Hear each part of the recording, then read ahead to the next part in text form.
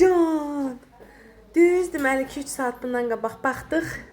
3 kilo 200 ya 3 kilo 400 demişdim. Rovna 3 kilo 200 doğulubdu. Maması kimi şaşdı kızdı bu şaşdı. Maşallah maşallah Can. Əmgəyi də yerində.